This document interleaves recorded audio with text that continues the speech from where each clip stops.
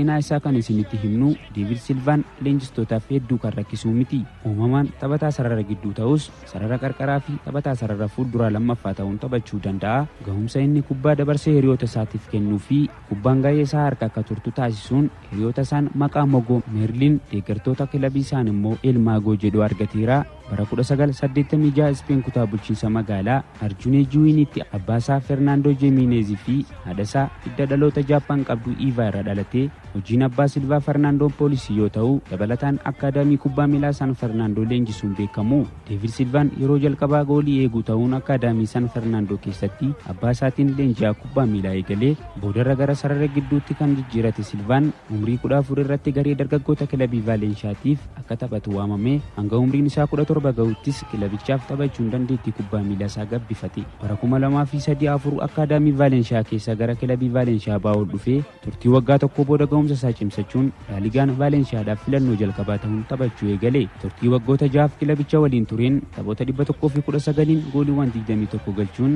kubbaa goolii ta'an 72 hiriyoota isaatiif mijjeessee kennee jira. Bara 2008 kilabicha waliin waancaa Kooppaa Dilaaree fudhateera.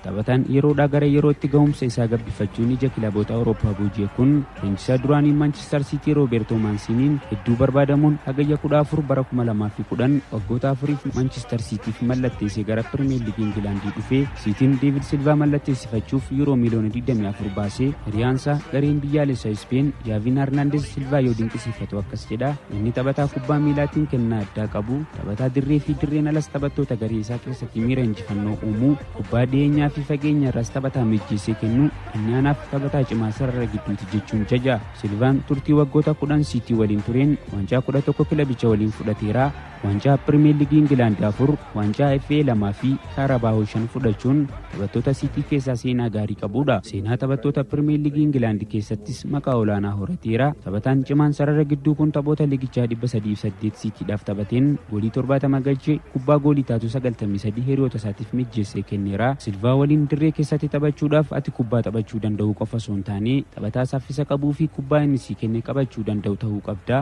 Ani turtii Silvaa waliin tureen isarraa kubbaa hiriyoota kiyyaaf mijjeessee akka itti kennu qofa osoo hin taane kan baradhe akkamitti hiriyoota kee waliin jaalalaan akka turtus irraa baradheen jira jechuun barana kubbaa goolii taate 20 hiriyoota isaaf kennu kan badhaafame Kevin De Bruyne dubbateera.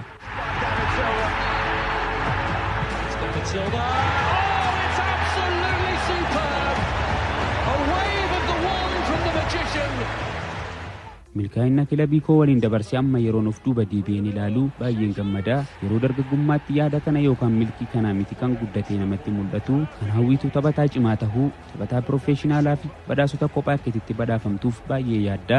Garuu amma yeroon milkaa'ina kan koo hundaa ilaalu baay'een gammada jedha Deevid Silvaan. Taphataan murteessaan Piriimiyer Liigii Ingilaand kun turtii isaa waggoota 10f Itaaliitti dabarseen seenaa gaarii galmeessisuun xumura bara kanaa kilabicha gadhiisuuf jira. Silvaan gaaffii Suupper Ispoortii turtii Sitii waliin dabarsitee sitti dhaga'ama jedhamee gaafatameef kana jechuun dubbate, ani seenaa gaariin taphattoota akka Yaayaa Tuuree, Pablo Zabaleta, Joe Hartii fi Vicente Kompanii fa'aa waliin ani seenaa taphattoonni tun Itaalii keessatti dabarsan